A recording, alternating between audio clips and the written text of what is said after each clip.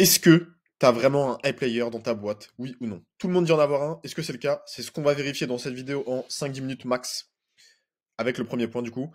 Premier point, est-ce que le high player soi-disant dans ta boîte, est-ce qu'il est proactif? Parce qu'un high player est toujours proactif. Une personne lambda dans ta boîte, un employé, un salarié, un prestat, il va être constamment dans la réaction. Cause à effet. Il y a une problématique qui arrive, boum, on réagit. Le high player, il l'anticipe. Tu as un tunnel de vente qui est coupé, tu as plus de pubs qui sont en train de tourner pour ton business. Lui, il va aller voir le setter, il va lui dire envoie 2 fois plus de messages et il va aller booker du rendez-vous et closer. Et donc tu te retournes, tu te rends compte que les autres n'ont pas bougé et lui est déjà en train de faire des ventes et il a déjà fait rentrer du cash collecté pour ta boîte. Donc, premier gros point, c'est est-ce que oui ou non, il est proactif? Ensuite, est-ce qu'il a une intelligence émotionnelle? Est-ce qu'il ne prend jamais les choses pour lui? Il fait la différence entre son action et son identité. Il y a beaucoup d'employés, malheureusement, et ça arrive tout le temps, business en ligne ou pas, business physique, quand tu vas leur dire quelque chose, tu vas leur faire un feedback, ils vont le prendre personnellement. Euh, je pense à une ancienne personne avec qui je bossais. Dès que tu lui disais quelque chose, peu importe, elle le prend personnellement pour elle. Le A-player, tu peux lui dire n'importe quoi. Bon, faut pas l'insulter bien sûr, mais tu peux lui dire n'importe quel feedback, même si c'est agressif, même si c'est. Tant que tu lui manques pas de respect, il va faire la différence entre lui et l'action. Et donc, c'est des gens qui n'ont pas forcément d'ego, ils ne mettent aucun ego dans leur relation, et c'est des gens avec qui tu vas très loin parce que zéro ego, intelligence émotionnelle, et il y a très peu d'embrouilles au final avec ce genre de personnes. Un A-player, en général, tu vas très peu t'embrouiller avec lui. Ensuite, il a un seuil d'exigence ultra. Donc, je vais quand même écrire ici, pas d'ego. Donc, si la personne à qui tu penses, elle a de l'ego, tu peux l'éliminer. C'est pas un A-player. Ensuite, il a un seuil de tolérance ultra élevé et un seuil d'exigence ultra élevé. Et ça fait monter globalement l'énergie de ta boîte, le seuil de tolérance, le seuil d'exigence. En fait, ça transforme les B-players dans ta boîte en A-players. Seuil de tolérance plus exigence. Il fait monter globalement le niveau de ta boîte juste de par ses standards à lui. Ensuite, est-ce que c'est un moteur dans ta boîte? Est-ce qu'il a une énergie, il a une intention? Est-ce que tu sens que c'est un moteur? Oui ou non? Ça joue beaucoup. Moteur, énergie.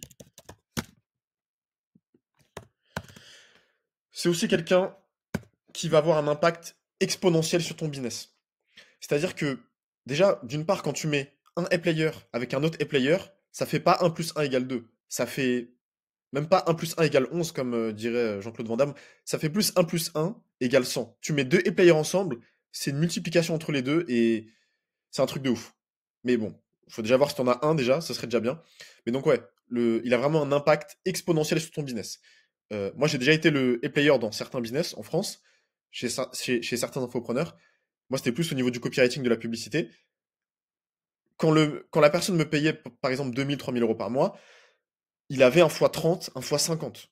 Demande-toi aujourd'hui, au moment où tu écoutes cette vidéo, est-ce que cette personne-là que tu payes, le A-player, soi-disant, est-ce qu'il est ultra rentable pour toi? Est-ce qu'il a un impact exponentiel sur ton business? Est-ce que si tu le payes 3000 euros par mois, 4000 euros par mois, est-ce qu'il te rapporte 8000 euros par mois? Ou est-ce qu'il te rapporte 15, 20, 30, 50, 100 000? La majorité des players dans les boîtes, c'est des gens qui vont te rapporter énormément d'argent. Et ce qui est cool avec eux, et ça c'est un autre point, c'est que ils sont pas forcément drivés par l'argent. Ils sont surtout drivés par la mission et par l'impact de la boîte. Moi, à titre personnel en tant que player, en toute humilité, ce qui m'avait énormément drivé dans l'ancienne boîte avec laquelle je bossais, c'était l'avatar. En fait, je me suis identifié dans l'avatar parce que j'avais vécu beaucoup d'injustices dans ma vie perso et cet avatar-là, à l'endroit où il était, dans un certain pays, il y avait énormément d'injustices. Et donc, j'ai eu une identification en lui. Et donc, je me levais à 5 heures du mat et je bossais énormément, 15 heures par jour. Pas pour l'argent, je m'en foutais complètement. J'étais payé 3000 euros par mois, je m'en foutais. J'étais drivé par l'impacter lui, parce que je me reconnaissais en lui. Donc ça, c'est un petit bonus que je te donne, mais il faut absolument que dans l'avatar que toi tu cibles avec ton business en ligne ou ton business physique, que ton A-player s'identifie en lui. Et si tu arrives à faire ça, c'est ultra puissant. Comment tu peux faire?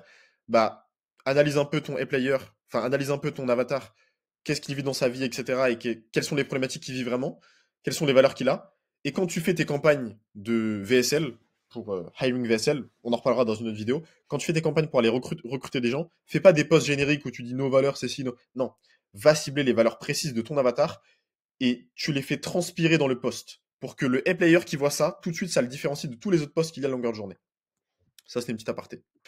Le A-player, c'est aussi quelqu'un qui veut toujours progresser. Si tu le mets dans un environnement où il y a une certaine limite, pas en termes financiers, on s'en fout, mais en termes de responsabilité que tu vas lui donner, de mission que tu vas lui donner au fur et à mesure, s'il sent qu'il est limité et qu'il ne peut plus progresser, il va se barrer, il va partir. Le A-player, il a constamment besoin d'évoluer. Mais du coup, le gros danger pour toi, et ça, je te fais un feedback sur ça, le gros danger pour toi, c'est que, à un moment, il peut essayer de prendre ta place. Et moi, c'est ce que j'ai personnellement fait. C'est une erreur que j'ai faite. Mais en tant que player, à un certain moment, j'ai essayé de prendre la place du CEO qui était qui dirigeait le business. Et ça, c'est dangereux. Donc, si tu es le dirigeant, et moi je parle au dirigeant de toute façon, entrepreneur, fais attention à ne, à ne pas lui laisser l'espace, à ne pas lui laisser l'opportunité, lui laisser penser qu'il peut prendre ta place. Il faut mettre des limites avec le player. Il y a certaines limites, et surtout, en fait, il va être biaisé. Il va voir que la bonne partie du business, et il va pas penser à tous les inconvénients que toi, tu as dans ta vie, vu que tu es le dirigeant, tout le stress financier, la trésor, etc.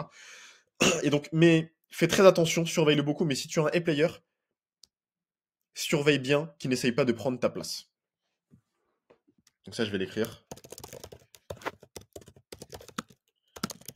Attention à ce qu'il n'essaye pas de prendre ta place. Je reviens un peu sur l'intelligence émotionnelle, mais le A-player va être centré pas que sur lui, mais aussi sur les autres. Son but, c'est pas juste d'être lui le meilleur, oui, je suis le boss, c'est moi le plus compétent, c'est moi qui a les skills, c'est moi qui... Non, il est centré sur les autres. Et il veut aussi faire briller les autres. C'est un leader dans l'âme. Il va aller tirer la charge devant tout le monde et il va se retourner pour voir si les autres aussi le font, pour voir si eux aussi brillent avec lui. Ça l'intéresse pas forcément d'être tout seul. Et c'est même souvent des personnes qui aiment être un peu dans l'ombre. Elles aiment créer le succès, créer la valeur dans la boîte, mais sans forcément qu'on mette la lumière sur elles. Et c'est pas forcément parce qu'elles sont introverties, c'est juste que ça leur fait plaisir aussi d'avoir une équipe autour d'elles. C'est des gens qui aiment bien avoir une équipe, être entourés.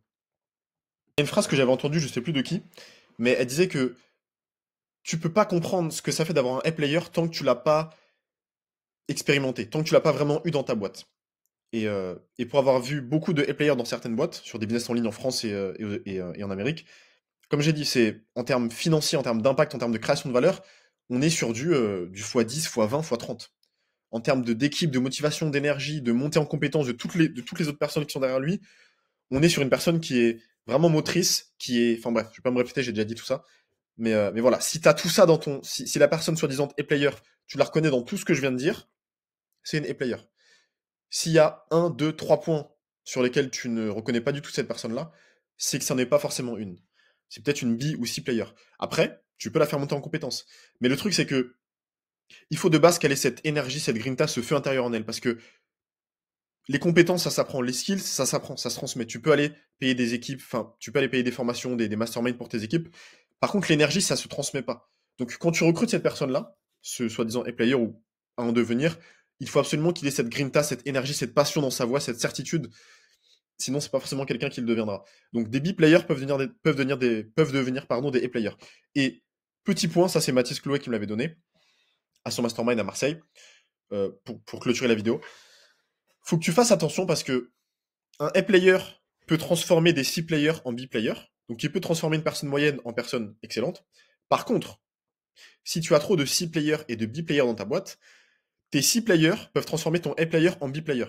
Dans le sens où, si le niveau global est moyen, ça ne va pas du tout euh, donner de l'énergie au A-player et ça va le faire descendre en compétences, descendre en énergie, descendre en force motrice et il va se transformer en B-player. Alors que tu veux qu'il reste absolument un A-player. Et après là, j'avais aussi en tête, est-ce qu'il faut lui filer un pourcentage ou pas? Ça, c'est vraiment la question que beaucoup d'entrepreneurs me posent et qui posent en général aussi. Tu lui files un pourcentage s'il est directement corrélé aux ventes. S'il t'impacte enfin, s'il t'envoie un fois 30, un fois 50 de ROI, file-lui un petit pourcentage. Lui donne pas 10, 20, 30% non plus, mais file-lui un petit 2, 3, 5% pour qu'il ait une incentive, pour qu'il soit en mode drivé. Ce que j'ai dit, il est pas drivé par l'argent, mais ce qu'il veut absolument, et moi c'est ce que j'ai manqué par le passé, c'est être reconnu à sa juste valeur. Et reconnu à sa juste valeur dans le sens où une des valeurs principales qu'ils ont souvent les players, c'est le respect.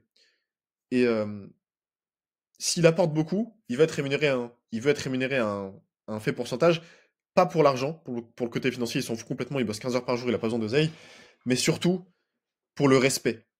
Parce que l'argent que tu envoies, c'est aussi une forme de respect. Donc, voilà pour cette vidéo.